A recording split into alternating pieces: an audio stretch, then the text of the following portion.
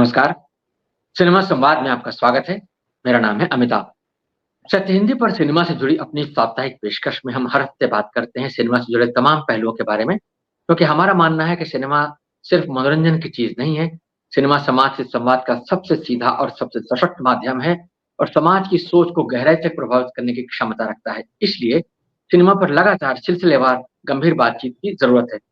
आज सिनेमा संवाद की कड़ी में हम बात करने वाले हैं एक ऐसे निर्देशक के बारे में जिनके फ़िल्म निर्माण यानी जिनकी निर्देशीय क्षमता, जिनकी निर्देश की सोच, जो कहानियों को चयन वो करते हैं, जिस तरह से उन कहानियों को प्रस्तुत करते हैं, उसकी वजह से उन्होंने अपनी एक अलग जगह बनाई है फ़िल्म दुनिया में और नए तरह का एक उन्होंने जॉनर कह सकते हैं या एक नए तरह का उन्होंने कहानी कहने का एक तरीका विकसित किया है जिसके लिए उनको काफ़ी प्रशंसा भी मिली है और उनकी फ़िल्में काफ़ी चर्चित रही हैं। उनकी फ़िल्मों में काम करने वाले कलाकारों ने भी काफ़ी मकबूलियत हासिल की है।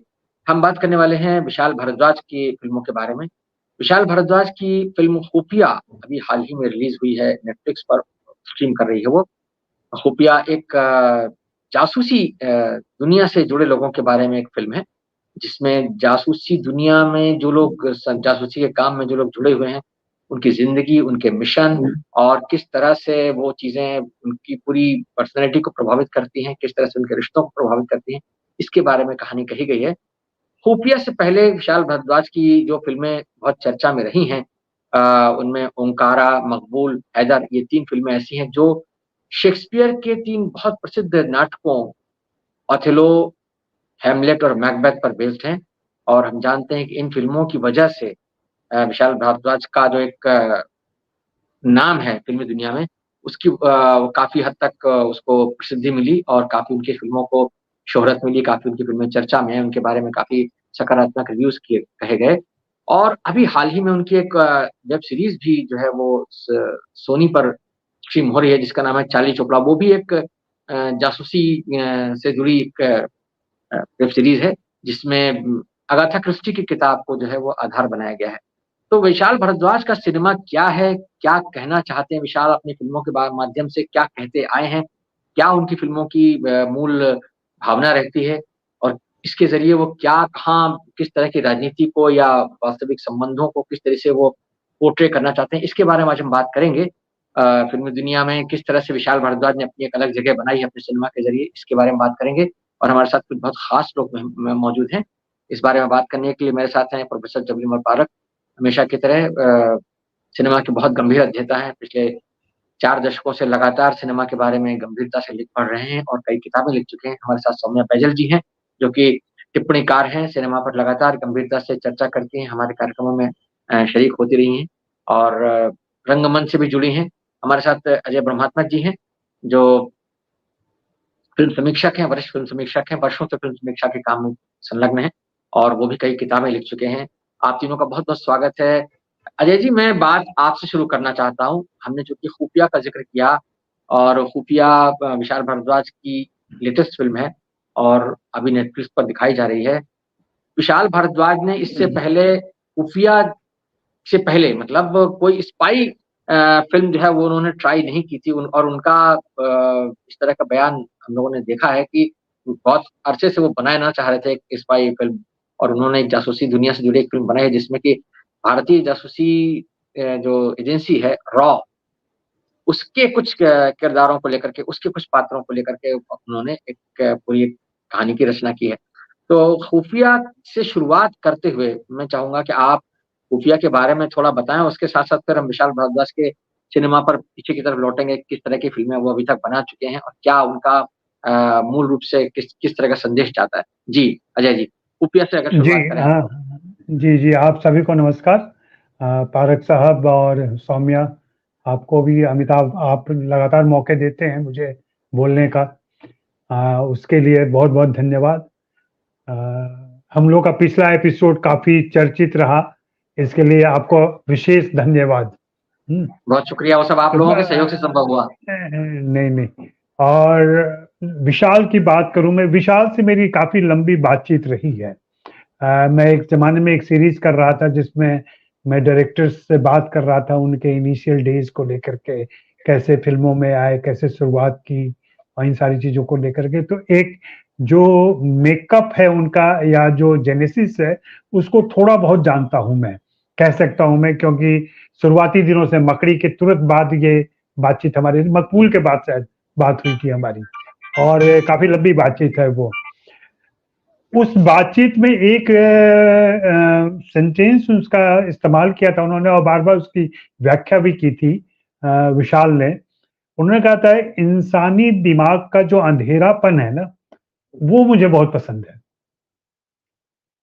और इस पंक्ति के संदर्भ में या परिप्रेक्ष्य में उनकी फ़िल्मों को देखना आप शुरू करें, तो लगता है कि शायद उसी अंधेरेपन पर रोशनी डालने के लिए वो लगातार अपनी फ़िल्में करते रहे हैं। उस इंसानी दिमाग के अंधेरेपन की तलाश में वो रहे हैं। वो अंधेरापन अपराध की वजह से हो सकता है, किसी गिल्ट की वजह से हो सकता है, प्रेम की वजह से भी हो सकता है, और दूसरे कारण भी हो सकते हैं। तो उनकी पहली फ़िल्म मकड़ी जो सबके सामने आई, हालाँकि उनकी पहली फ़िल्म जो बनने वाली थी, वो थी बर्फ़, जो भारत-पाकिस्तान के 2 सैनिकों की कहानी थी, और जिसमें मनोज बाजपेयी काम करने वाले थे और सुष्मिता सेन होने वाली थी। अजय देवगन उसको प्रोड्यूस कर रहे थे। समहाउ वो फ़िल्म नहीं हो पाई, और इस नहीं होने को विशाल बहुत ही शुक्र मनाते हैं कि अगर वो फ़िल्म हो गई होती, तो शायद मैं जैसी फ़िल्में बाद में बना रहा हूँ या बना पाया, वैसी फ़िल्में नहीं बना पाता। मैं कमर्शियल सेटअप में घुस जाता और फिर मैं उस तरह के काम करते रहता। विशाल की 2-3 चीज़ें जो इनिशियली बात स्टार्ट करने के लिए मैं कह सकता हूँ, एक तो उनकी फ़िल्मों में म्यूज़िक बहुत ज़बरदस्त होता है, चूँकि स्वयं वे म्यूज़िक डायरेक्टर हैं, फर्स्ट वे म्यूज़िक डायरेक्टर हैं, देन वो राइटर हैं, और उसके बाद उनके निर्देशक का नंबर आता है। और इन तीनों के समागम से जो चीज़ बनती है, वो हम सभी के सामने है। तो मैं म्यूज़िक डायरेक्टर होने की वजह से एक म्यूज़िक की ख़ास समझ है उनकी, जो हिंदी फ़िल्मों के ट्रेडिशनल म्यूज़िक, पॉपुलर म्यूज़िक से थोड़ी-सी अलग जाती है, और उस म्यूज़िक में एक कथ्य होता है, जो उनके फ़िल्मों के बैकग्राउंड में भी सुनाई पड़ता है, चूँकि वे फ़िल्में खुद निर्देशित कर रहे होते हैं, और शायद हिंदी फ़िल्मों के इतिहास में ऐसे कम म्यूज़िक डायरेक्टर हैं, जो डायरेक्टर भी बने हैं। मुझे नहीं याद आता कि ऐसा कोई म्यूज़िक डायरेक्टर है, जो डायरेक्टर भी बना हो। साथ ही राइटिंग में उनके कमाल हासिल है। राइटिंग में मुझे इरफ़ान की कही बात याद आ रही है। मकबूल करने के बाद इरफ़ान से मेरी बात हो रही थी।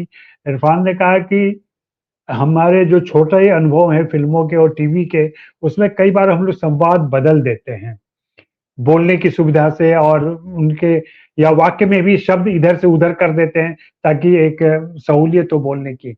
लेकिन विशाल की फ़िल्मों में, विशाल के लिखे हुए संवादों में आप एक शब्द भी इधर से उधर नहीं कर सकते, अन्यथा अर्थ बिगड़ जाएगा उसका। ये खूबी विशाल के अंदर है, और जो धीरे-धीरे उन्होंने हासिल की है। अगर आप उनके इतिहास को जानते हो, जो हमारा चूँकि परिचय लंबा रहा है, तो किस तरीके से अभ्यास से उन्होंने इस पर महारत हासिल की है। और एक गौर करने वाली बात है, जो बहुत कम फ़िल्म मेकर हिंदी फ़िल्मों में ऐसे हैं, जिनकी फ़िल्में मुख्य रूप से किताबों पर बेस्ड होती हैं। हम लोग साहित्य और सिनेमा की बातें बहुत करते हैं, और हम तमाम दुनिया भर के जो असफल साहित्यकार हो गए, या उनकी चर्चा करके हम कह देते हैं कि साहित्य और सिनेमा में कोई संबंध नहीं बन पाता है, सिनेमा वाले साहित्य की कदर नहीं करते हैं। लेकिन जब आप विशाल भारद्वाज की पूरी रेperटरी देखें और पूरा देखें उनके फ़िल्मों को, तो हर फ़िल्म उनकी लगभग किसी न किसी किताब पर बेस्ड है। इवन यहाँ तक कि खुफिया जिसकी बात आप कर रहे हैं, खुफिया भी उसी पर बेस्ड है। बिल्कुल। खुफिया पर ये मुख्य मोटी-मोटी बातें हमने रखी अभी डिस्कशन स्टार्ट करने के लिए। रही बात खुफिया की, खुफिया बड़ी उम्मीद के साथ मैं देखने बैठा था कल, और चूँकि बातचीत भी करनी थी, लेकिन मुझे निराशा हुई। निराशा इसलिए हुई कि शायद कहीं मेकिंग में कहीं कुछ गड़बड़ी हुई। हो सकता है कि जो किरदार इरफ़ान के लिए सोचा गया हो, उसमें उसका जेंडर चेंज हो गया। जेंडर चेंज हो जाने की वज़ह से उसकी कहानी भी बदली गई। कहानी बदली गई तो सारे रिलेशन कैरेक्टर्स के बदल गए। वो सब कुछ शायद समय नहीं मिल पाया हो विशाल को उन चीज़ों को ठीक करने का, मांझने का समय नहीं मिला हो। और उनकी प्रिय अभिनेत्री तब्बू हैं, लेकिन तब्बू भी आप देखें कि उनकी फ़िल्मों में या बाहर की भी फ़िल्मों में तब्बू अब लगातार टाइप्ड हो रही हैं। एक ख़ास किस्म का अंदाज़ है उनका अभिनय करने का, एक ख़ास सलीका है उनका, वो अच्छी लगती हैं, चूँकि वो अच्छी अभिनेत्री हैं इसलिए अपने किरदारों को निभा ले जाती हैं।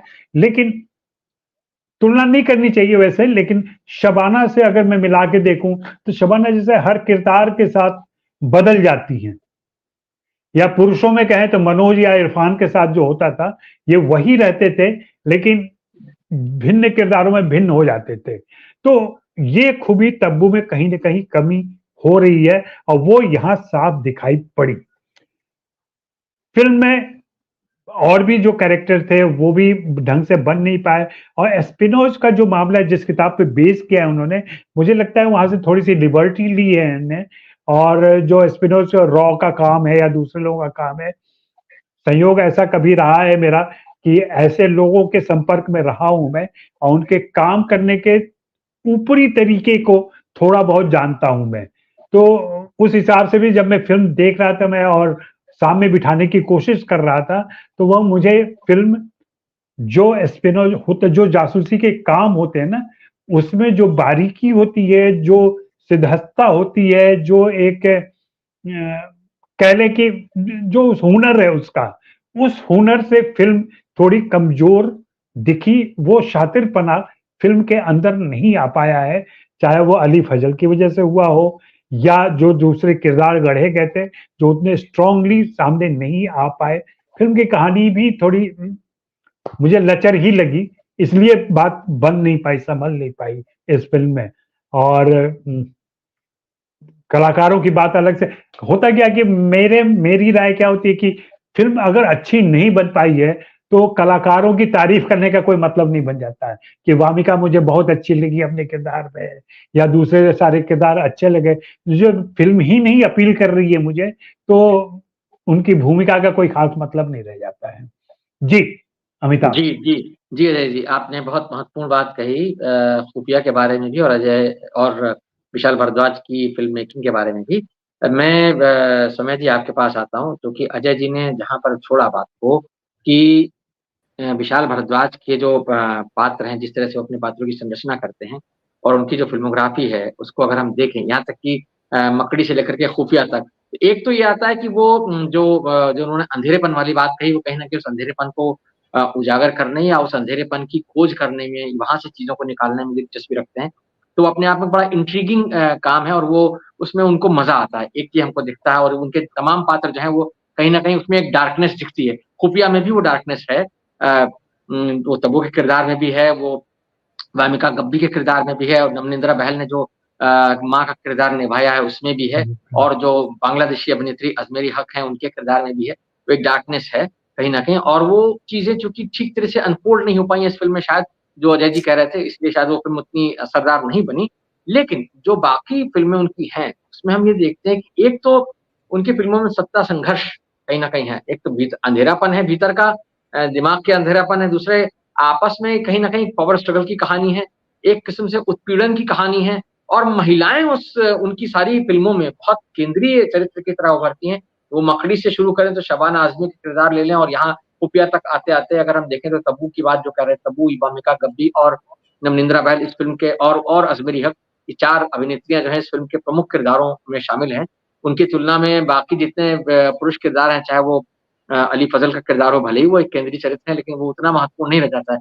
तो एक तो मैं आपसे सौम्या जी ये जानना चाहूँगा कि ये जो आप महिला किरदारों के संदर्भ में आप क्या समझती हैं विशाल की फ़िल्मों को लेकर के? क्योंकि जितनी फ़िल्में हमने देखी, चाहे ओंकारा हो, चाहे वो मकबूल हो, चाहे हैदर हो, सारी फ़िल्मों में महिलाएँ जो हैं उनका एक बहुत केंद्रीय चरित्र है और वो भले ही शेक्सपियरियन ट्रेजेडी को अपने ढंग से उन्होंने वीव किया है विशाल ने, लेकिन कहीं न कहीं जो महिला किरदार हैं, वो इतने प्रखर होकर के सामने आते हैं और सारी अभिनेत्रियों ने जिन्होंने भी ये रोल निभाए हैं, चाहे तब्बू हो, हैदर में और मकबूल में या ओंकारा में आप ले लें कोंकणा सिंह शर्मा को और अम, करीना कपूर को यस। तो वो जो रोल है या आप देखें तो सैफ अली खान का जो रोल है लंगड़ा त्यागी का, जो अपने आप में उनके करियर का एक बहुत बेमिसाल काम है। तो मैं आपसे बस इतनी सारी भूमिका मैंने इसलिए बाँधी क्योंकि मैं चाहता था कि आप जो है कुल मिलाकर के विशाल भारद्वाज की जो फ़िल्मोग्राफ़ी है, जो उनका सिनेमा संसार है, जी वो हमारे दर्शकों के लिए आप ये खोलें कि उनकी फ़िल्में जो हैं वो मूल रूप से कहाँ क्या-क्या कहना चाहती हैं। जैसे अंधेरेपन की बात अजय जी ने कही जो कि बहुत महत्वपूर्ण बात है वाक़ई में। लेकिन उसके अलावा क्या दिखता है आपको जी विशाल भारद्वाज की फ़िल्मों में? जी। जी। तो पहले तो सभी को नमस्कार। और बहुत मजा आता है यहाँ आकर, क्योंकि जितना कहने को मिलता है उतना सीखने को मिलता है। तो बात आगे बढ़ाते हुए, मेरे लिए विशाल भारद्वाज का सिनेमा शायद हमारे दौर का सबसे ज्यादा जरूरी सिनेमा है। इस पे मैंने एक लेख भी लिखा था नेशनल हेरल्ड के लिए, जिसमें ये जो 3-4 चीजें जिनको आपने टच किया अमिताभ जी, उनको मैंने और ज्यादा डिटेल में देखने की कोशिश करी है। विशाल भारद्वाज के सिनेमा में पॉलिटिक्स अपने आप में एक सेटिंग से ज्यादा एक कैरेक्टर होता है। और साथ ही जिस तरह से पॉलिटिक्स ऑफ ऑपरेशन को देखा जाता है, उसको अलग अलग संदर्भों में देखा गया है। तो अजय जी ने जो बात कही अबाउट द टेक्स्ट, वो बिल्कुल सही है। जिस तरह से टेक्स्ट उठाते हैं विशाल भारद्वाज और फिर उसे जिस तरह से सेट करते हैं, मेरे लिए बहुत ज्यादा मैजिक वहां क्रिएट होता है। क्योंकि हैमलेट जैसा नाटक जब आप उठाते हैं, वो अपने आप में एक बहुत ही ज्यादा पावरफुल प्ले है, जिसमें बहुत सारे कॉन्टेक्स्ट्स ऊपर नीचे चल रहे हैं, जिसमें अपनी पावर स्ट्रगल्स चल रही हैं अलग अलग कैरेक्टर की। लेकिन उसको जब आप उठा के कश्मीर में सेट करते हैं और कश्मीर के पॉलिटिकल एनवायरनमेंट में सेट करते हैं, तो कश्मीर अपने आप में एक किरदार बन जाता है। और उसकी जो पॉलिटिक्स है, उसको किस नजरिए से देखा जाता है, खासकर हैदर में, वो मेरे लिए विशाल भारद्वाज की पूरी फिल्मोग्राफी में आज तक सबसे ज्यादा अगर बेहतरीन फिल्म बनी है और जरूरी फिल्म बनी है, वो हैदर है। और वो इसलिए है क्योंकि जिस तरह से आप चाहे एस्पा की बात ले लीजिए, या उन्होंने जिस तरह से एक बेसिक ऑपरेशन की बात करी है, जहां आपको सांस लेने की गुंजाइश आपकी खत्म कर दी गई है इन वादियों में, कश्मीर में, वो जो एक कॉन्टेक्स्ट सेट किया गया है वो बहुत इंपॉर्टेंट है। विशाल भारद्वाज और बशरत पीर की जो वो स्क्रिप्ट है, वो उस पॉलिटिक्स को एक बहुत ज्यादा ह्यूमन नजरिए से देखती है। और बहुत कम फिल्में हैं जो ऑपरेशन में ह्यूमैनिटी की तरफ से बोली हैं। तो और हैदर में स्पेसिफिकली 2 सीन्स ऐसे हैं जो मैं कभी नहीं भूल सकती। एक जिसमें शाहिद कपूर अपने पिता को कॉप्सिस के बीच में ढूंढ रहे हैं। आपको पता है कि वो चाहते हैं कि उनको वो कॉप्स में ना मिले, लेकिन तभी एक जवाब चाहिए। और जो पूरा नैरेटिव है हाफ विडोज का, जहां लोगों को सस्पिशन के लिए ले लिया जाता है, लेकिन आपको पता ही नहीं है, आपको यही नहीं पता आप किस चीज का इंतजार कर रहे हैं। आप खबर का इंतजार कर रहे हैं, आप डेथ का इंतजार कर रहे हैं, आप किसी के लौटने का इंतजार कर रहे हैं। वो पूरी चीज ही मिक्सअप हो जाती है। जो तब्बू का एक डायलॉग है भी उस फिल्म में, कि या तो मैं इंतजार कर रही हूँ अब्बू जी का या उनकी बॉडी का। और जो दूसरा सीन मेरे लिए बहुत ज्यादा जरूरी हो जाता है हैदर में, वो सीन है जिसमें एक इंसान अपने ही घर में लौट नहीं पा रहा है, अंदर नहीं जा पा रहा है, क्योंकि उसकी तलाशी लेनी है, क्योंकि उसे तलाशी की इस कदर आदत हो गई है। ये जो सीन्स हैं, ये बहुत ज्यादा सेंसिटिव सीन्स हैं, और उन लोगों के नजरिए से लिखे गए हैं जो ऑप्रेस्ड हैं। और ये जो क्वालिटी है विशाल भारद्वाज के सिनेमा में, ये सिर्फ उनके सिनेमा में है। तो आप अगर मकबूल उठाकर देख लीजिए, उसमें आपको अलग तरह का ऑपरेशन नजर आता है, उसकी जो पावर स्ट्रगल है, उसमें जो बॉम्बे अंडरवर्ल्ड अपने आप में एक किरदार है, उसमें जो रिलेशनशिप्स के तहत ऑपरेशन है, मतलब जिसमें लेडी मैकबेथ का जो कैरेक्टर तब्बू ने प्ले किया है, जिस तरह से वो भी ओप्रेस्ड ही हैं एक तरह से। वो सपने देख रही हैं जो सपने पूरे नहीं हो सकते, वो सेक्सुअली ऑप्रेस्ड हैं। तो अलग अलग नजरिए से ऑपरेशन को अनपैक किया है। आप मटरू की बिजली का मंडोला उठा के देख लीजिए, उसमें फार्मर्स ऑपरेशन है, और किस तरह से कैपिटलिस्ट और पॉलिटिक्स एक दूसरे से मिलके फार्मर को ऑप्रेस करती है, और उसमें फार्मर की क्या व्यथा है, आपने वो देखी है। ओमकारा में आप जेंडर और कास्ट दोनों का ऑपरेशन देखते हैं, कि जो तिरिया चरित्र के नाम पे जिस तरह का ऑपरेशन है डेस्डिमोना का, मतलब करीना कपूर का जो कैरेक्टर था, या कोनकना का, आपको वो साफ नजर आता है। पटाखा देखिए, पटाखा में it is all the women are fighting for their liberation. सपने ही तो देख रही है ना, वो आपस में लड़ रही हैं। बहुत एंटरटेनिंग फिल्म है, और अगेन कहानी पे ही बेस्ड है। और उसमें बहुत इंटरेस्टिंग पार्ट ये है कि दोनों अपने अपने तरह के सपने देख रही हैं, और वो अपनी क्लास के ऑपरेशन से लड़ रही हैं और जाना चाहती हैं जहां जाना चाहती हैं। तो एक ऑपरेशन, एक जो थीम है, और उसको एक बहुत ह्यूमन लेंस से देखना विशाल भारद्वाज की खासियत है। और जब आपको वो खासियत एक फिल्म में नहीं मिलती है तो आपको चोट लगती है। तो मैं विशाल भारद्वाज का सिनेमा देखते हुए खुद भी नई फिल्में देखते हुए डरती हूँ कि क्या यही चीज मेंटेन हो पाएगी या नहीं। दूसरी बात जो आपने जेंडर को लेके की, थोड़ा मैंने ऑलरेडी पहले बोला, बट मैं उसको और थोड़ा विस्तार से कहती हूँ। गर्ट्रूड जो कैरेक्टर है in in Hamlet, as as the character herself is a very very very powerful character. And for me the joy in Vishal Bhardwaj cinema is कि कोई भी कैरेक्टर आप एक डब्बे में ढाल नहीं सकते कि ये सफेद है, ये काला है, ये ऐसा है, वो वैसा है। आपको जजमेंट करने की जगह नहीं दी जाती है, जो है वो है।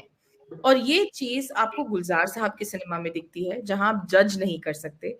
आप इजाजत देख लीजिए, वहां पे आपके जो तीनों किरदार हैं, इवेंचुअली आप सिंपथाइज ही कर रहे होते हैं। और वही चीज आपके साथ मकबूल में होती है, हैमलेट में होती है, मतलब हैदर में, ओमकारा में, मकड़ी में, सात खून माफ में, सब में। But what is interesting is कि जब ओडिपस कॉम्प्लेक्स उठाते हैं आप, जो हैमलेट के नाटक में है, बहुत बहुत बड़ा जिगर चाहिए हिंदी सिनेमा पेट्रियार्कल समाज में ओडिपस कॉम्प्लेक्स को टच करना, जो आपने मेन स्ट्रीम सिनेमा में हैदर में किया है, जहां एक माँ अपने बेटे को लिप्स पे किस कर रही है।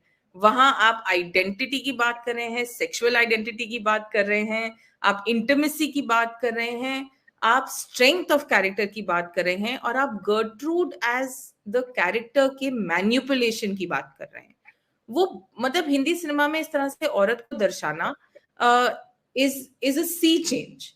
सेम थिंग आपको मकबूल में दिखता है, जिस तरह से इंटीमेसी दिखाई गई है, जिस तरह से बॉडीज दिखाई गई हैं, किस तरह से तब्बू साफ कह रही हैं कि उनको बैंको का कैरेक्टर, मतलब सॉरी किंग डंकन का character which is Pankaj Kapoor, उनके साथ इंटीमेट नहीं होना है। ये जो कॉन्वर्सेशंस हैं, ये मुझे नहीं लगता कि विशाल भारद्वाज के पहले पिछले 30 साल में या 25 साल में हिंदी सिनेमा में करे गए थे।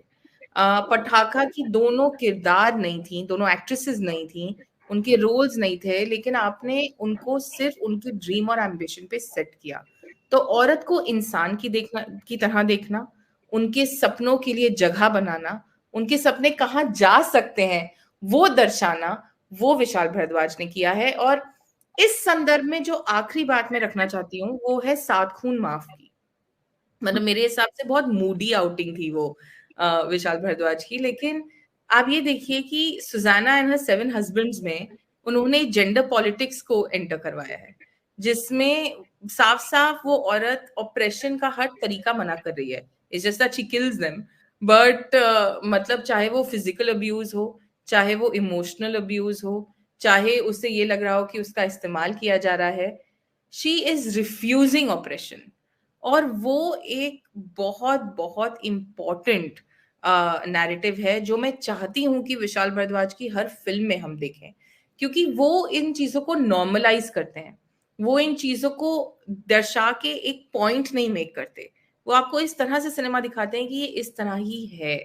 और वो नॉर्मलाइजेशन, जो टोन है, जो राइटिंग है, वो बहुत जरूरी हो जाती है। और जो बात अजय जी ने कही कि आप डायलॉग में क्या बदलेंगे, वो बात बिल्कुल सही है, क्योंकि आप नहीं बदल सकते। क्योंकि अगर आपने डायलॉग में कुछ भी बदला तो आपकी गेज बदल जाएगी, अगर आपकी गेज बदल गई तो आपकी पॉलिटिक्स बदल जाएगी, और अगर सिनेमा की राजनीति बदल गई, जो आप लिख रहे हैं और बना रहे हैं, तो वो फिल्म बदल जाएगी। तो ये सारी चीजें मुझे लगता है उनकी पूरी फिल्मोग्राफी में बहुत ज्यादा इंपॉर्टेंट है। मकड़ी से लेके as Shabana Azmi playing that crone woman, all the way down to Patakha, to now hopefully in Khufia as well. औरत का किरदार एक ऑर्नामेंट नहीं है, एक इंसान है। और वो किस तरह से अपनी डेली ऑपरेशंस या लार्जर ऑपरेशंस फाइट कर रही है, ये आपको बखूबी नजर आता है। जी जी, अमिताभ। बहुत बहुत महत्वपूर्ण बातें आपने कहीं विशाल भारद्वाज के सिनेमा का विश्लेषण करते हुए। फारूक साहब, आपके पास आता हूँ, जो चीज़ें सौम्या जी ने और अजय जी ने कही हैं, तो आपसे एक मेरी जिज्ञासा है जो मैं चाहूँगा आप दर्शकों के लिए भी और मेरे लिए भी उसका समाधान करें कि क्या विशाल भारद्वाज का सिनेमा जो है, जैसे कि सौम्या जी ने कहा कि उसमें एक पॉलिटिक्स है। विशाल भारद्वाज का सिनेमा जो है, वो क्या आप देखते हैं कि जो हमारा जो समकालीन फ़िल्म संसार है या जो फ़िल्म रचना का जो पूरा एक दायरा है, उसमें क्या विशाल भारद्वाज एक अलग तरह की राजनीति को टच करते हुए कोई सिनेमा बना रहे हैं? या वो सिर्फ़ जो अंधेरेपन वाली बात है, वहाँ इंट्रिग में जाके या अंतर्द्वंदों में जाकर के बहुत ज़्यादा चीज़ों को निकाल रहे हैं? चूँकि गुलज़ार का ज़िक्र आया यहाँ पर और विशाल खुद को गुलज़ार की जो एक विरासत है उससे जोड़ते हैं, बल्कि वो तो मानते हैं कि हाँ भाई, हम जो कुछ भी हैं वो गुलज़ार साहब की वजह से है। उनके उनके आप खुलेआम वो उनको अपना शिष्य, अपना गुरु मानते हैं और खुद को उनका शिष्य कहते हैं। तो ये जो चीज़ें हैं, क्या ये कहीं मतलब एक विरासत जो गुलज़ार से आ रही है और गुलज़ार से पहले अगर हम देख लें, गुलज़ार का सिनेमा ऋषिकेश मुखर्जी से मिलता है और वो विमल रॉय से मिलता है, तो क्या हम विशाल भारद्वाज को विमल रॉय की चौथी, 5वीं पीढ़ी का कोई फ़िल्मकार मान सकते हैं, अपने तरह से विमल रॉय की विरासत में कुछ जोड़ते हुए? या उसमें हम ये माने कि नहीं, आज के दौर में जो फ़िल्मकार हैं, जिस तरह से वो राजनीतिक सिनेमा बना सकते हैं जितनी सीमाओं में, विशाल भारद्वाज उसमें कुछ नया जोड़ रहे हैं अपनी तरफ से। आप क्या कहना चाहेंगे? फारूक साहब? वैसे तो सभी ने बहुत महत्वपूर्ण बातें कह दी है, मेरे पास कहने को ज़्यादा कुछ है नहीं। फिर भी क्योंकि कहना है तो कुछ तो कहूँगा ही। जहाँ तक विशाल भारद्वाज की फ़िल्मों का सवाल है, उससे पहले मैं जो अजय ने कहा था, पिछला जो प्रोग्राम था, वो सचमुच बहुत अच्छा था। और उसका नतीजा ये हुआ कि वहीदा रहमान पर स्त्री दर्पण के लिए फिर मैंने एक बातचीत हुई मेरी 2 घंटे की, जिसमें मुझे ओह! सवालों के जवाब देने 2 घंटे की आप लोग फ़ेसबुक पर देख सकते हैं, ठीक है? बहुत तो बढ़िया। ये वो 2 घंटे की बातचीत तभी हो सकी जब वो प्रोग्राम शनिवार को रिकॉर्ड हुआ था। क्योंकि आप दोनों ने जो बातें कही, उसको मैंने वहाँ पर इस्तेमाल किया अपनी क्या-क्या। क्या बात तो है। तो उसके लिए आप लोगों का आभार। देखिए, चर्चा का यही फ़ायदा है और यही सार्थकता है उसकी कि सारे जो बिंदु निकले, जो सारे लोग शामिल होते हैं, उनकी बातें जो हैं वो प्रकारांतर से इधर-उधर मतलब अनेकों मुखों से इधर-उधर जाती रहें, लोगों को उसका फ़ायदा मिले। ये बहुत अच्छी बात है। चलिए, इसलिए उसमें बहुत अच्छा रहा। हाँ। हाँ, वो 2 घंटे का प्रोग्राम था ना, तो वहीदा रहमान की बहुत सारी फ़िल्मों पर थोड़ा अलग-अलग अलग-अलग बात विस्तार हो से गया। बातचीत हो जी, जी। सकी और इस लिहाज से ठीक था वो। जहाँ तक विशाल भारद्वाज का सवाल है, खुफिया मैंने देख रखी है, कल देख ली थी मैंने भी खुफिया और पहले की फ़िल्में भी ज़्यादातर देखी है, कुछ नहीं देखी होगी। मैं पसंद करता हूँ उनको, उनके फ़िल्म बनाने के तरीके में, उनमें बहुत कुछ ऐसा है जो उनके समकालीन जो फ़िल्मकार हैं, उनसे अलग है और निश्चित रूप से महत्वपूर्ण है। लेकिन मैं वही राजनीति की बात पर आता हूँ। अजय की इस बात में बात बिल्कुल सही है कि उनका राजनीति में भी और जीवन के संदर्भ में भी डार्क साइड की तरफ ज़्यादा ध्यान जाता है और उस डार्क साइड की तरफ ज़्यादा ध्यान जाना जो है वो उसमें कोई बुराई नहीं है। दिक्कत ये है कि वो अपनी फ़िल्मों के इस डार्क साइड से खुद मोहित बहुत हैं। वो उसको बहुत पसंद करते हैं। इसलिए वो अगर डार्क साइड कहीं नज़र नहीं आ रहा है तो खोज डालते हैं और उसे बना देते हैं। तो ये एक उनकी फ़िल्म के अंदर ये एक ख़ास तरह की विशिष्टता और ये विशिष्टता वैसे चाहें तो सकारात्मक रूप में ले सकते हैं या नकारात्मक।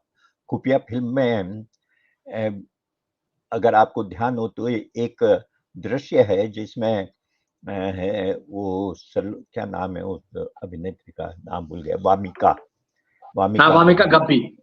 हाँ, वो अमेरिका में पार्क में बैठी और ईरानियन आके बात करता है और बिल्कुल। फिर हुँ। वो उठ के जाता है और उसको मार दिया जाता है। जी। क्यों मार दिया जाता है, ये मुझे पूरी फ़िल्म देख के ही समझ में नहीं आया। सिवाय इसके कि वो जो डार्कनेस है, वो डार्कनेस और बढ़ गई।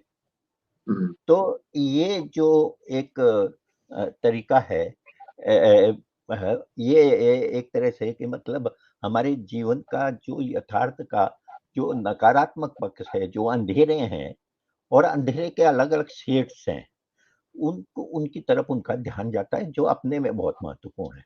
लेकिन उसका राजनीतिक जो पक्ष है फिल्मों का, राजनीति उनकी फिल्मों में शुरू से रही है। राजनीतिक पक्ष है, उसके साथ भी यह हादसा हुआ है। आप हैदर से हम शुरू करें जैसे बात।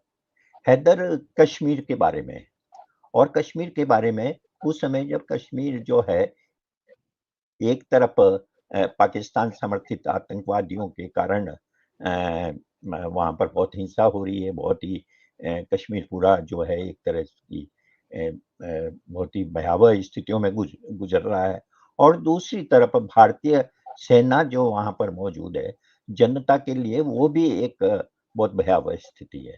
उसमें एक संवाद है कि 2 हाथियों की लड़ाई में सिर्फ घास कुचली जाती है, और घास जो है वो कश्मीरी जनता है। वो हाथियों की लड़ाई में घास कुचली जाती है, वो आज भी सच है। लेकिन ये सही है, लेकिन फ़िल्म क्या कहती है? फ़िल्म कोई उसका कुछ उसे आगे ले जाती है? नहीं ले जाती। वो अंकारा में भी नहीं ले जाती, वो मकबूल में भी नहीं ले जाती। वो किसी भी राजनीति के दोनों पक्षों को, यानी मतलब दोनों पक्ष नकारात्मक है। वैसे ही जैसे कि महाभारत के युद्ध में पांडव और कौरवों में कोई बहुत फ़र्क नहीं है। लेकिन उसके बावजूद आपको कुछ तो बताना चाहिए कि क्या हल है। वो जो डेमोक्रेटिक पॉलिटिकल स्पेस के लिए जगह होती है, वो उनकी फ़िल्मों में प्राय नहीं होती। ये उनकी राजनीति की सबसे बड़ी सीमा है। वो आकृष्ट करती है क्योंकि उसमें एक्शंस हैं, उसमें गति है, उसमें जो संघर्ष है, वो संघर्ष आकृष्ट करते हैं। उसमें जो कैरेक्टर बिल्ड किए गए हैं, उस कैरेक्टर में बहुत ज़बरदस्त खींचने की ताकत है। मतलब लंगड़ा त्यागी जैसा कैरेक्टर जो है, या हैदर में भी कई सारे कैरेक्टर, खुद तब्बू का कैरेक्टर है, मकबूल में है कैरेक्टर, वो कैरेक्टर हमें आकृष्ट करते हैं क्योंकि वो बिल्कुल एकदम नए, ताज़े और बहुत प्रभावशाली लगते हैं। मैं तो सर लेकिन हैदर में रूहदार का जो किरदार है, जो इरफान का किरदार है, रूहदार जो किरदार है, वो इतना शानदार, इतना ज़बरदस्त किरदार है। वो मतलब मेरे ख़्याल में इरफान की जो सर्वश्रेष्ठ भूमिका है, हालाँकि वो छोटी भूमिका है, लेकिन वो बहुत शानदार काम किया उन्होंने। जी, प्लीज़ जारी तो रखें अपनी बात। तरह से मतलब ये चरित्र निर्मित करने में जो है उनका कोई कमाल नहीं है, क्योंकि वो उसकी तरफ ध्यान देते हैं, ठीक है? उसके हाँ। अंदर-बाहर की तरफ ध्यान देते हैं, उसके मनोविज्ञान की तरफ ध्यान देते हैं। यही हादसा खुफिया के साथ हुआ। खुफिया के साथ यह है कि एक तो जैसा कि अजय ने कहा कि शायद वो मेल कैरेक्टर लाना था और उन्हें मजबूरी में फीमेल कैरेक्टर लाना पड़ा। हो सकता है उसके कारण बहुत कुछ बदला हो, और दूसरा है कि मुझे लगा कि उन्हें शायद फुर्सत नहीं मिली अपने कैरेक्टर को ठीक से अंकित करने में। उनकी रंग रेखाएँ जो है, रंग नहीं भर पाए वो, रेखाएँ तो खींच दी उन्होंने, लेकिन उसमें कहाँ कौन-सा कलर डालना चाहिए, वो नहीं।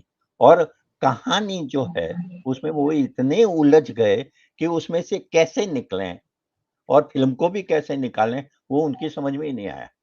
और इसलिए मुझे लगता है कि वो फ़िल्म तो बस ऐसे ही बंद ही हो गई, अल्टीमेटली जाके, क्योंकि वो कहीं ले जाती नहीं है। तो ये होता है।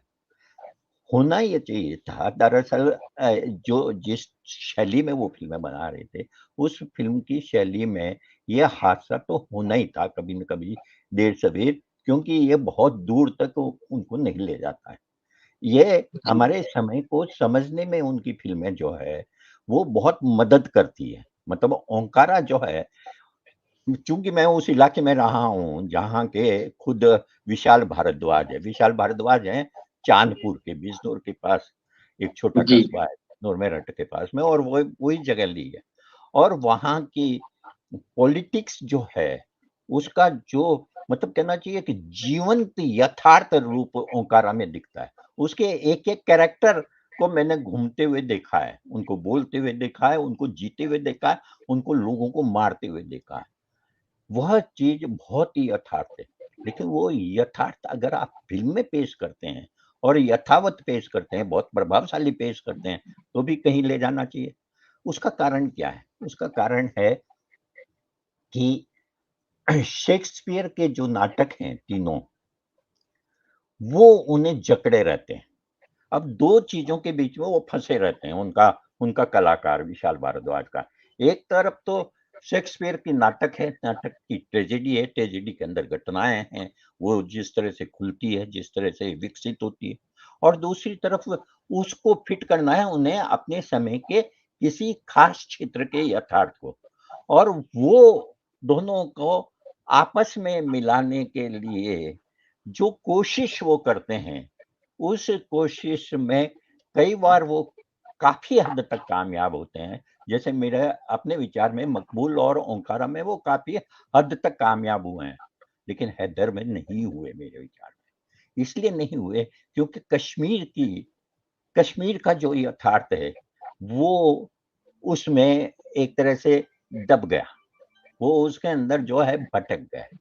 अगर वो उसको कश्मीर को बिल्कुल केंद्र में रखते और है जो नाटक है शेक्सपियर का उसको थोड़ा सा पीछे रखते, तो हो सकता है कि वो ज्यादा सफल होते। लेकिन चूंकि उन्हें वे सारे कैरेक्टर भी लाने थे, वे घटनाएं भी फिट करनी थी, तो ये ट्रेजेडी उनके उनमें मतलब जब वो किताबों को लेते हैं और किताबों को जो उनका रूपांतरण करते हैं, और उस रूपांतरण करने के लिए जब वो किसी खास क्षेत्र के खास यथार्थ को, जो यथार्थ हमारे अनुभव का हिस्सा है, उसको जब वो रूपांतरित करते हैं, तो उन्हें 2 से 2, 3 से 3 मिलाना पड़ता है। ये 2 से 2, 3 से 3 मिलाना जो है, वो बहुत चुनौतीपूर्ण काम है, और उसमें वो महारत हासिल है, लेकिन वो मुझे लगता है कि हैदर वो नहीं कर पाए। जी। हैदर में कश्मीर के यथार्थ को अगर देखना है तो हैदर से कहीं ज्यादा बेहतर हामिद में दिखेगा। वो एक छोटी सी फिल्म है, बहुत ही जी, खूबसूरत जी। फिल्म है, लेकिन वो कहीं ज्यादा बेहतर ढंग से उस यथार्थ को बताती है। नहीं तो पहले वाला यथार्थ जो है वो अल्टीमेटली हमें समझ में नहीं आता है कि हम देख क्या रहे हैं, मतलब किसके पक्ष में है। ये जो घास कुचली जा रही है उसके पक्ष में भी तो कुछ हो। इसी तरह से आप खुफिया में भी देखिए कि जब वो लड़की पूछती है वामिक गब्बी कि आप लोग किसी की भी हत्या कर देते हैं, तो वो बहुत अच्छा जवाब देती है तब्बू कि धर्म और राष्ट्र जब तक रहेंगे तब तक ऐसा ही होगा। लेकिन खून खराबा इसी होता रहेगा। हाँ, जी बिल्कुल, खून खराबा बिल्कुल। होता ही रहेगा। लेकिन हुँ, इसी चीज को अगर आप राजी फिल्म में देखें तो वो कहीं ज्यादा प्रभावशाली लगती है, कहीं बिल्कुल, ज्यादा बिल्कुल। अपील करती है, कहीं ज्यादा हमारे गहरे तक पहुंचती है। ज़रूर। आपने जो बात कही है परख साहब बहुत महत्वपूर्ण आपने उसका विश्लेषण किया। ये जो विशाल भारद्वाज का सिनेमा है उसमें कहाँ क्या ले जाते हैं और विशाल कहाँ भटकते हैं। मेरे ख्याल में सौम्या जी जो है वो रूहदार के किरदार पर आप कुछ कहना चाह रही हैं। आप अपनी बात कह लें फिर मैं अजय जी के पास चलूँगा। जी, जी। तो मतलब जो पारस साहब ने कहा उसके बारे में हम शायद थोड़ी देर और बाद में बात करेंगे।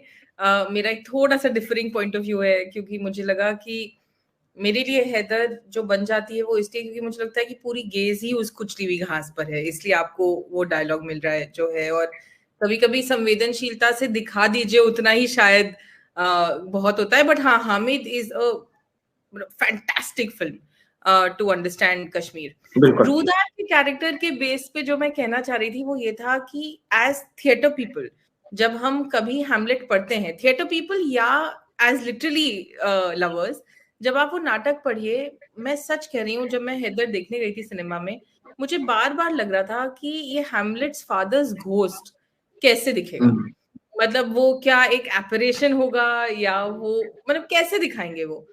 ऑनेस्टली उस इमेजिनेशन में मैं नहीं सोच सकती थी कि एक अलग किरदार खड़ा हो जाएगा। मतलब बिल्कुल। जब किरदार की एंट्री हुई और इरफान ने I think, and Ajay ji will be able to say this better, I think उन्होंने ये कहा था कि अगर ऐसी एंट्री देनी थी तो फिर पैसे क्यों दिए। बट आई थिंक मतलब जो द फैक्ट कि the ghost of Hamlet's father अपने आप में एक अलग किरदार हो सकता है।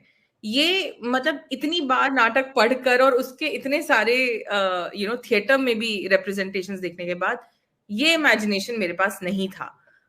तो मुझे ये लगा था कि उस फिल्म में शायद वो भी पावर थी ऑफ इमेजिनिंग, जो शायद मुझे बाकी और फिल्मों में इतनी ज्यादा जबरदस्त तरह से नहीं दिखी आफ्टर मकड़ी। मतलब एक मकड़ी में दिखा था इमेजिनेशन बहुत ज्यादा, और फिर मुझे ये रूधार को इस तरह से दर्शाने का आइडिया बहुत अच्छा लगा था। तो I just wanted to say that. शुक्रिया सौम्या जी अपनी टिप्पणी के लिए। अजय जी, मैं आपके पास आता हूँ। जो बातें अभी पारक साहब कह रहे थे और किरदारों के संदर्भ में कह रहे थे, तो मैं उसको अभिनेताओं पर ले चलता हूँ और मैं आपसे जानना चाहूंगा। देखिए, क्या है कि जिन हम किरदारों की बात कर रहे हैं और जिन लोगों ने विशाल की फिल्मों में उन किरदारों को निभाया है, वो उन किरदारों को निभाने की वजह से उनका अपना एक जो स्टेचर है फिल्म इंडस्ट्री में, या कह लीजिए या कलाकारों के बीच में, उसमें बहुत इजाफा हुआ। मिसाल के तौर पर हम ओंकारा की जब बात करते हैं, तो हम लोग सब लोग लंगड़ा त्यागी का जो किरदार है जो सैफ अली खान ने निभाया है, वो मेरे ख्याल में सैफ की जो फिल्मोग्राफी है और उनकी जो एक चॉकलेट बॉय की इमेज थी हिंदी सिनेमा में, एक मेन स्ट्रीम हिंदी सिनेमा में, उन्होंने उसको बहुत खूबसूरती से तोड़ा और एक बहुत शानदार किरदार, मतलब यागो का इतना इंटरप्रिटेशन हो सकता है, ये सैफ ने जो करके दिखाया है,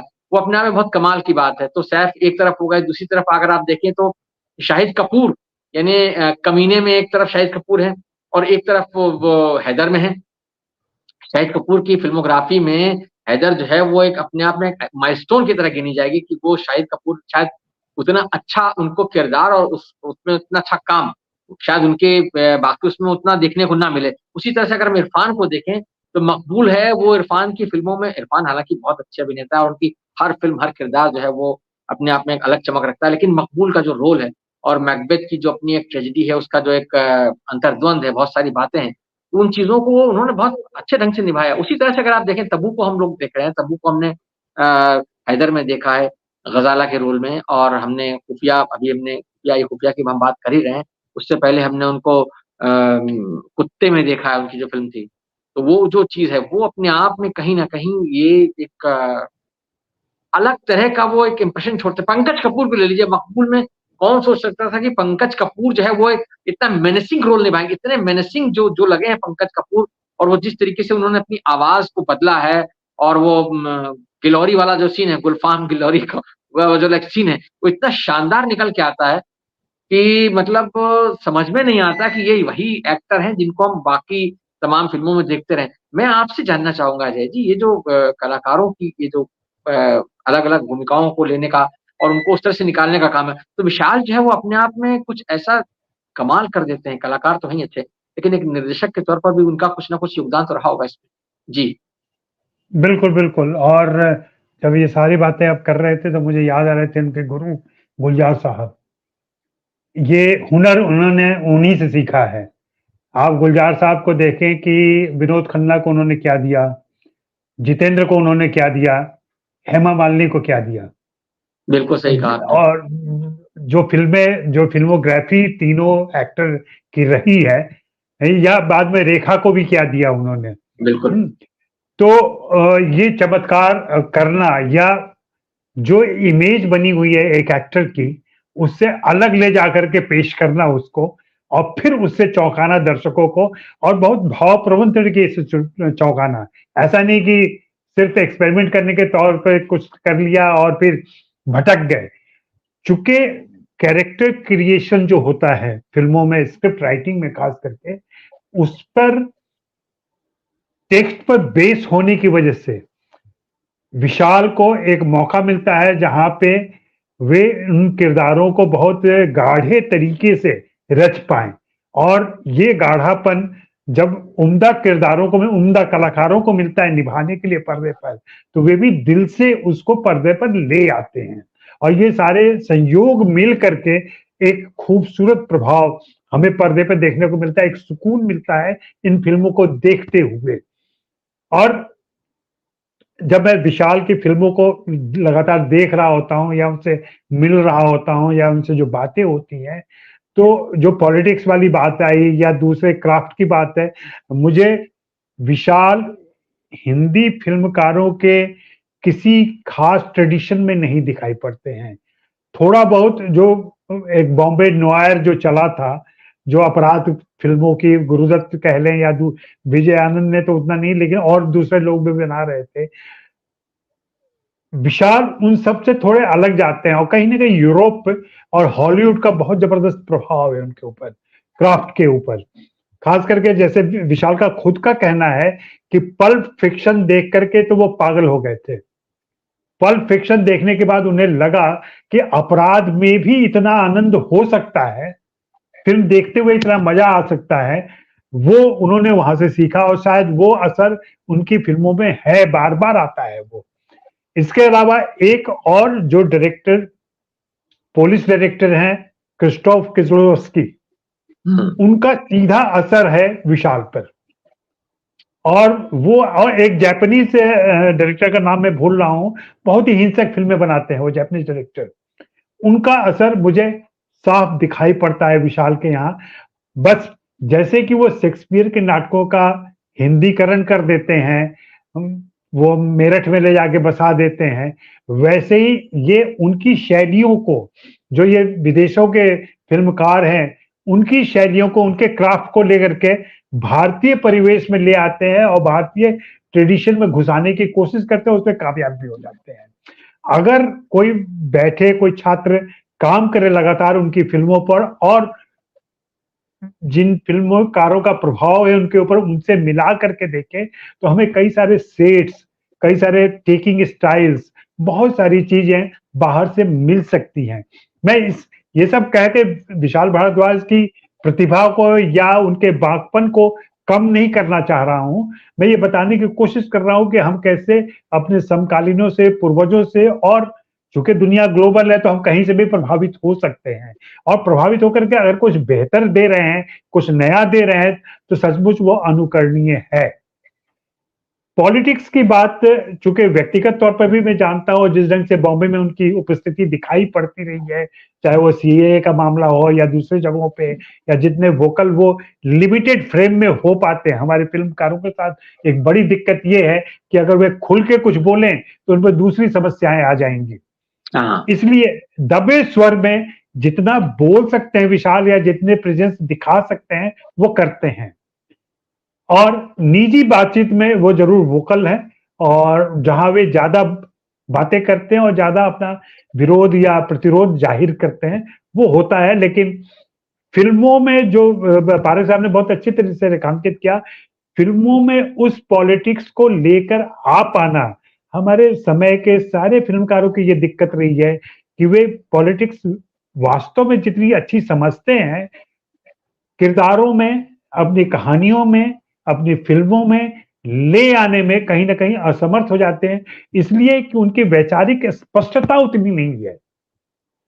वे प्रतिरोध करते हैं, वे विरोध करते हैं, वे थोड़े वाम नजर आ सकते हैं, लेकिन कोई सुचिंतित सोच नहीं है उनके पास कि ऐसा होना चाहिए। वो इसलिए है कि कहीं ना कहीं उनको, जो पारेख साहब कह रहे थे ना, उसको मैं सीधे शब्दों में कही कि उनको वाम से भी, लेफ्ट से भी एलर्जी है, लेफ्ट से भी एलर्जी है, राइट से भी एलर्जी है, दोनों से एलर्जी है। उनको लगता है कि कुछ और होना चाहिए, और क्या होना चाहिए इसके बारे में खुद स्पष्ट नहीं है जी। ये कहीं ना कहीं वैचारिक अस्पष्टता उनकी फिल्मों में भी, विशाल की फिल्मों में, उनके समकालीन दूसरे फिल्मकारों के, चाहे वो अनुराग हो, सुधीर मिश्रा, इस मामले में थोड़े से अलग दिखाई पड़ते हैं, जहां वे थोड़ी स्पष्टता उनके यहाँ दिखाई पड़ती है, और इन दिनों अनुभव में थोड़ी सी दिखाई पड़ रही है। तो चूंकि हम विशाल को अपने समकालीनों से अलग करके नहीं देख सकते, और वो हमें एक तुलनात्मक तो नहीं कहना चाहिए, लेकिन समान चीजें खोजी जानी चाहिए और उनके ऊपर भी विचार करना चाहिए। तो विशाल की जो फिल्में हैं, उनकी फिल्मों के रेट्रोस्पेक्टिव में जाने पर हमें यही देखने को मिलता है, जो मैं फिर से वही दोहराऊंगा, साहित्यिक या कोई भी रचना जिसके ऊपर बेस करके उनकी फिल्में एक मनोरंजन का अच्छा मीडियम पेश करती हैं और बेहतरीन फिल्में दे आते हैं। वो बीच बीच में कुछ कमजोर फिल्में भी होती हैं उनकी, जैसे मटरू मुझे पसंद नहीं आई थी।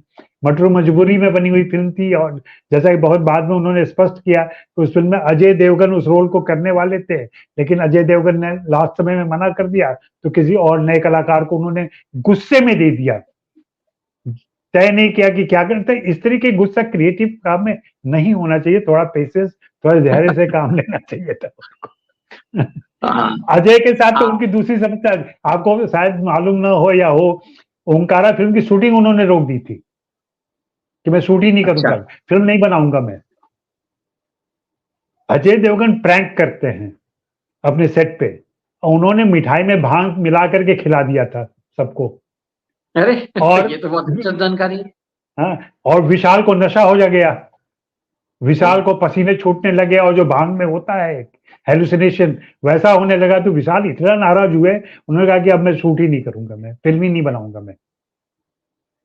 फिर प्रोड्यूसर साहब यहाँ से गए, कुमार मंगत गए, कुमार मंगत जाकर के सिफारिश कर रहे हैं कि नहीं, और उनके असिस्टेंट अभिषेक चौबे ने कभी कहा था कि विशाल को जब गुस्सा होता है ना, जब नाराज होते हैं ना, तो झगड़ा नहीं करते हैं आपसे, वो टेनिस खेलने चले जाते हैं और सारा गुस्सा अपने ओपोनेंट पर निकालते हैं वो। ये खूबी भी है उनमें। दिलचस्प जानकारी दी है उनकी शख्सियत के बारे में, ये बहुत मजेदार है। जो आपने बात कही, सौम्या जी आपके पास आता हूँ छोटी सी टिप्पणी के लिए, क्योंकि देखिए हम लोग यहाँ बात कर रहे हैं विशाल भारद्वाज कहाँ से अपना, जैसे एक फिल्मकार के तौर पर वो कच्चा माल कहाँ से लेते हैं। जैसे शेक्सपियर की हम लोगों ने बात की, तो शेक्सपियरियन जो है उन्होंने 3 बहुत बड़े मशहूर ड्रामों पर उन्होंने फिल्में बनाई। और मैं तो अभी खुफिया की हम लोग बात करें, खुफिया में शेक्सपियर नहीं है, लेकिन शेक्सपियर के किरदार हैं, वहां पे पोर्शिया है, वहां पे ब्रूटस है, ये जो नाम आ जाते हैं कहीं ना कहीं है, वो ऑपरेशन ब्रूटस उसका नाम है।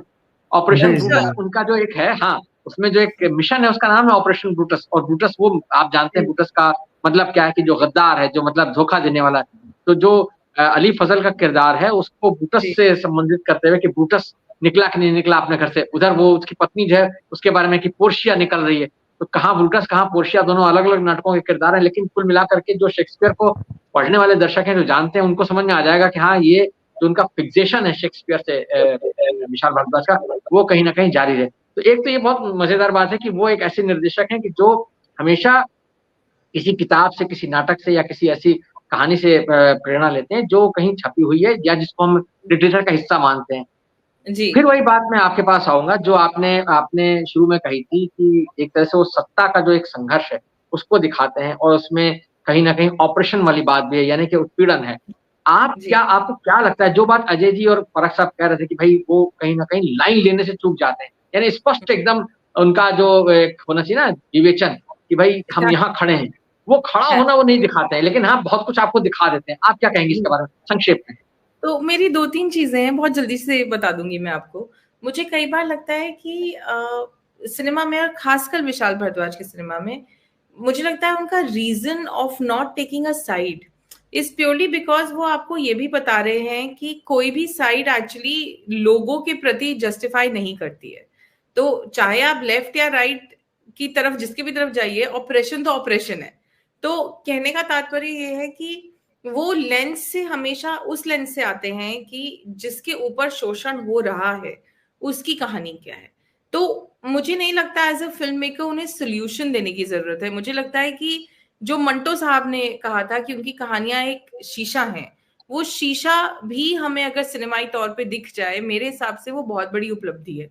क्योंकि कई बार तो वो शीशा ही इतना धुंधला होता है सिनेमा में कि आप देख ही नहीं सकते। तो वो एक पार्ट मुझे लगता है मेरे लिए, इसलिए वो राजनीति और इंटरेस्टिंग हो जाती है क्योंकि वो व्यक्तिगत के साथ साथ आर्टिस्टिक है।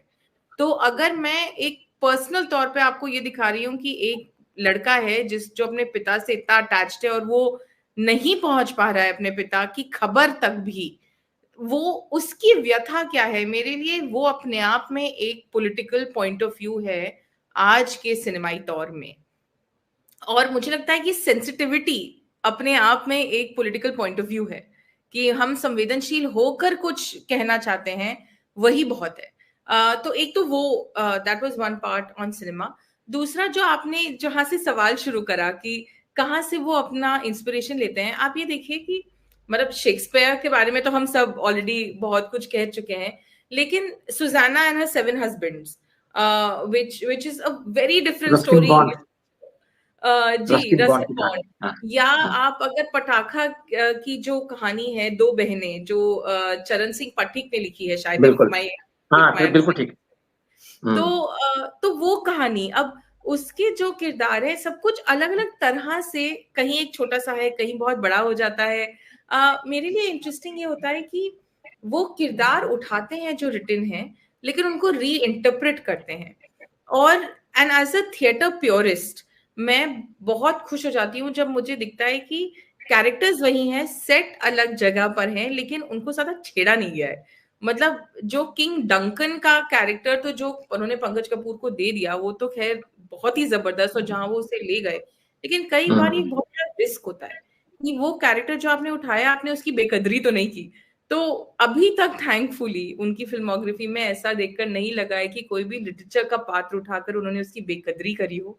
और जो मैं अर्लियर इमेजिनेशन की बात कर रही थी, एक एक चूक हुई मुझसे, मकबूल में विचेस का कैरेक्टर पुलिस ऑफिसर्स को दे देना, इस तरह से सोचना कि आप एक मतलब पावर को जो बेच रहे हैं या रख रहे हैं, और उस टसल में आप उनको विचेस बना दें जो प्रोफेसी दे रहे हैं, that I think was a stroke of genius. So I think, मतलब जो मुझे लगता है कि विशाल भारद्वाज के सिनेमा को हमेशा एक होलिस्टिक तरह से देखना बहुत जरूरी है, क्योंकि वो इतनी सारी छोटी छोटी अलग बातें अलग तरीके से हम तक पहुंचा देते हैं कि जितनी बार आप वो फिल्में देखें, आप कुछ ना कुछ नया उससे लेकर जाते ही जाते हैं। और मेरे लिए उनकी हर फिल्म में आज तक ऐसा हुआ है, जो उन्होंने फिल्में प्रोड्यूस करी हैं उनमें भी, और जो उन्होंने फिल्में डायरेक्ट करी हैं उनमें भी, कुत्ते छोड़ के, जो which was a very severe disappointment, but ज्यादातर फिल्मों में कुछ ना कुछ तो है ही, जो आप अपने साथ लेके जाकर उसके ऊपर थोड़ा और चयन कर सकते हैं। जी, बहुत धन्यवाद सौम्या। पारक साहब, मैं आपके पास आता हूँ अंतिम टिप्पणी के लिए। हमारे कार्यक्रम का समय लगभग, हम समापन की तरफ हैं। तो आपसे मैं संक्षेप में टिप्पणी चाहूँगा। विशाल भारद्वाज के सिनेमा को आपने पहली टिप्पणी में अपनी काफ़ी अच्छे से व्याख्यायित किया। उनकी राजनीति को बहुत अच्छे से पकड़ा आपने। आप जो है वो मुझे, मतलब हमारे दर्शकों के लिए ये बताइए कि अगर विशाल भारद्वाज के सिनेमा को उन्हें समझना है, तो कौन-सी कुछ 3-4 फ़िल्में हो सकती हैं जो शेक्सपियर ट्रिलॉजी के अलावा जो उनको देखना चाहिए, ताकि विशाल भारद्वाज का सिनेमा उनकी समझ में आए, उसका क्या मतलब है? जी। एक तो ये तो सही है कि जो तीनों फिल्में हैं, हैदर, ओंकारा और मकबूल, ये तो ज़रूर देखनी चाहिए अगर विशाल भारद्वाज को समझना है। लेकिन कुछ ऐसी फिल्में हैं जिसकी आज संयोग से चर्चा नहीं हो पाई, लेकिन वो उनकी महत्वपूर्ण फ़िल्म है, जैसे ब्लू अम्ब्रेला। बहुत वो अच्छी फ़िल्म है, फ़िल्म यकीनन। वो ज़रूर देखी जानी चाहिए उनकी। वो बहुत महत्वपूर्ण है। वास्तव में मकड़ी, ब्लू अम्ब्रेला बच्चों को लेकर वो थोड़ा-सा है। एक अभय नाम की फ़िल्म भी है उनकी, जो बच्चों को नहीं, लेकर अभय है। उनकी नहीं है सर। वो उनकी नहीं है, हाँ, लेकिन नहीं, नहीं, वो बहुत राजकुमार प्रभावित संतोषी की किया। थी। अच्छा। उनकी सूची में देखा मैंने वो फ़िल्म देखी नहीं है। जी, लेकिन ब्लू जी। अम्ब्रेला तो निश्चित रूप से, उसमें पंकज कपूर है और वो बहुत अच्छा जी। काम है। बहुत ही अच्छी फ़िल्म है। और वो डार्क साइड की नहीं है, सबसे अच्छी बात ये है। उसमें डार्कनेस नहीं है, लेकिन वो फ़िल्म थोड़ी जटिल तो है, लेकिन अच्छी है। दूसरी चीज़ ये है कि फ़िल्में तो मैं मतलब आप लोग असहमत हो सकते हैं मेरे से। गुलजार से वो बहुत बड़ा फ़िल्मकार है, विशाल भारद्वाज। गुलजार जितना गुलजार इतने जटिल चरित्रों को, इतनी जटिल कहानियों को नहीं नहीं ला सकते, वो संभव ही नहीं। तो विशाल भारद्वाज गुलजार से मुझे तो कम से कम बहुत बड़ा जी। फ़िल्मकार है। अपनी सारी आलोचना के बावजूद मैं कह रहा हूँ कि विशाल भारद्वाज की फ़िल्म देखना जो है, वो बिल्कुल एक बहुत ही क्रिएटिव किस्म का वो आता है ना, लगता है कि कुछ हम नई चीज़ देख रहे हैं। तो ये एक में, और बड़े से बड़ा फ़िल्मकार, बड़े से बड़ा राइटर भी कुछ कमज़ोर चीज़ें तो उससे होती ही है। इसलिए कोई उसमें वो कोई दुःख की बात नहीं है। जहाँ तक राजनीति का सवाल है, अ, बिल्कुल आप दक्षिणपंथी हैं या वामपंथी हैं, इससे कोई फ़र्क नहीं पड़ता है। फिल्म में, साहित्य में, कहीं पर भी। मेन चीज यह है कि अल्टीमेटली जहां से खड़े होकर आप पूरे यथार्थ को देख रहे हैं, वो राजनीति जो है उन लोगों के पक्ष में होनी चाहिए जो उत्पीड़न और दमन के सबसे ज्यादा शिकार है, और आपकी दृष्टि उससे तय होनी चाहिए। इनकी कहानियों की संरचना इस तरह की है कि वो एक तरह से पीछे रह जाता है। मैंने राजी फिल्म की चर्चा इसीलिए की कि राजी फिल्म के अंदर वहां कोई जनता नहीं है, लेकिन वहां जो राजी नाम की लड़की, सहमत उसका नाम होता है, सहमत नाम की लड़की है, उसके वो पूरी फिल्म को एक अर्थ देती है, और वो अर्थ जो है उस फिल्म को पॉलिटिकली भी बहुत महत्वपूर्ण बनाती है। पॉलिटिकली इसलिए भी महत्वपूर्ण बनाती है कि वो ऐसी चीजों को चुनौती देती है जिसकी गुंजाइश खुफिया में भी थी, जिसमें एक संवाद में तो है, लेकिन ये जो राष्ट्रवाद है, ये धर्मोन्माद है, इन सब के लिए उसमें गुंजाइश थी। अली फजल का एक डायलॉग है खुफिया में, जिसमें वो अपनी पत्नी को ये समझाने की कोशिश करता है कि अगर मैं अमेरिका का साथ न दूं तो ये जो तालिबान है ये दोबारा से सत्ता में आ सकते हैं और वो हमारे लिए बहुत ही खतरनाक हो सकता है। लेकिन आपने कह दिया और आप भूल गए, पूरी फिल्म में भूले रहे। ये नहीं चल सकता फिल्म में। आप अगर एक बहुत बड़ा स्टेटमेंट दे रहे हैं तो उस स्टेटमेंट के अनुसार फिल्म आपकी मोल्ड होनी चाहिए, वो नहीं हो। बिल्कुल, बिल्कुल। आपने बहुत अच्छी बात कही, बहुत अच्छी बात कही आपने। मुझे आपने चूँकि अली फज़ल का डायलॉग याद दिलाया, तो उसकी पत्नी जो है उसी सिलसिले में पूछती है, are you betraying your country? जब उसे कहती है कि क्या तुम अपने देश को धोखा दे रहे हो?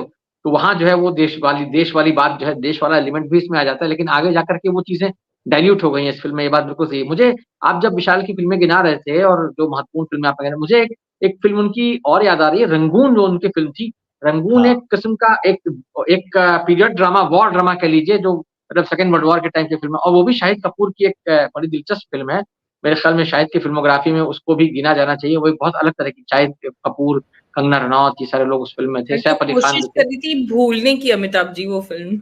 काफ़ी प्रॉब्लमैटिक फ़िल्म थी वो। हाँ, बिल्कुल ठीक है। लेकिन वो एक अलग तरह का कहीं न कहीं जोड़ती है। बहरहाल ये जो आज हमने बात की विशाल भारद्वाज के सिनेमा के बारे में, ये अपने समय के एक बहुत महत्वपूर्ण फ़िल्मकार के बारे में हमारी जो बातचीत है, मैं उम्मीद करता हूँ कि हमारे जो दर्शक सिनेमा को पसंद ही नहीं एक करते सिफारिश बल्कि करना इसके बारे में। चाहूँगा। जी, बताएँ, प्लीज़, जी, ज़रूर। मैं अब चूँकि सत्य हिंदी पर हम लोग बात कर रहे हैं, मैं चाहूँगा कि अगर यह वीडियो कहीं से भी विशाल के पास पहुँचे, तो मैं उनसे एक मॉडर्न लव स्टोरी की उम्मीद करता हूँ। और मैं मेरे चाहता ख़्याल हूँ में कि वे प्रेम कहानी बनाएँ। आप स्वयं समर्थ हाँ। हैं इस वीडियो को विशाल तक पहुँचाने में। नहीं, और और आप उनसे ये बात और बिल्कुल और कह सकते हैं। और इसकी झलक हमने मुंबई लव स्टोरी जो सीरीज़ जी, आ रही थी, उसकी एक हुँ, छोटी स्टोरी में देखी थी हमने, जो चीनी लड़के और उसकी चीनी लड़की बिल्कुल। और उसके प्रेम को जी, दिखाया था उन्होंने। जी। वो कितने खूबसूरत तरीके से उन्होंने उस फ़िल्म को रखा था, बिल्कुल अलग मिलियू में। तो मेरे तमाम जो यंग फ़िल्म मेकर्स हैं ना, उनसे चाहता हूँ कि एक मॉडर्न लव स्टोरी लेके आएँ, जिसमें आज का प्रेम हो। आज का इसमें भी जी, खुफिया में भी देखें, जो पति-पत्नी संबंध है, जो तलाक हो गया है, उन दोनों के बीच जो प्रेम, तलाक के बावजूद जो प्रेम है, जो हुँ। एक सानिध्य है, उनका स्नेह है, वो कितने खूबसूरत तरीके से उन्होंने बयान किया है। और मैच्योरिटी ये बहुत खुफिया दिखाई जा है उसमें अतुल कुलकर्णी हाँ, के किरदार में। जी, वो बिल्कुल, और सही कहा खुफिया आपने। खुफिया वो फ़िल्म भी तीनों जाकर के अंत कैरेक्टर में आपस कहाँ में टिकती है? जुड़े हुए हैं बहुत अंत में जाके ये टिकती है कि माँ सच बोल देती है, तो माँ और बेटे की कहानी बन जाती है वो। बिल्कुल, बिल्कुल। वो जो बात जहाँ से हमने शुरू किया था अंततः वही बात आई कि वो विशाल भारद्वाज जो है वो अंतर्द्वंदों को किस तरीके से प्रस्तुत करते हैं, चरित्रों के अंतर्द्वंदों को, ये बहुत महत्वपूर्ण है। इसलिए जो आज हमने जिन फ़िल्मों का ज़िक्र किया और जिन फ़िल्मों के बहाने उनके ज़रिए हमने विशाल भारद्वाज के सिनेमा को समझने, समझाने या उसका विश्लेषण करने की कोशिश की, मुझे उम्मीद है कि हमारे दर्शकों को ये थोड़ी चीज़ जो है कम पसंद फिल्में आएगी बनाएँ और तो भी चलेगा, लेकिन बेहतर फ़िल्म बनाएँ। बेहतर फ़िल्म है। बहुत जी, बहुत फिल्में शुक्रिया। बनाई हैं। आप तीनों का बहुत शुक्रिया इस बातचीत के लिए, इतना जी, अच्छा विश्लेषण धन्यवाद। करने के लिए विशाल भारद्वाज के सिनेमा का, और दर्शकों का भी बहुत-बहुत धन्यवाद कि उन्होंने बहुत सब्र के साथ इस चर्चा को देखा, सुना। हम उम्मीद करते हैं कि ये उनकी सिनेमा के बारे में समझ को और विस्तृत करने में या उसमें कुछ इज़ाफ़ा करने में कामयाब होगी, मदद करेगी। बहुत-बहुत शुक्रिया आप सबका। अगले हफ्ते हम फिर हाज़िर होंगे किसी नई चर्चा के बारे में चर्चा के साथ, किसी नए विषय पर। तब तक के लिए नमस्कार।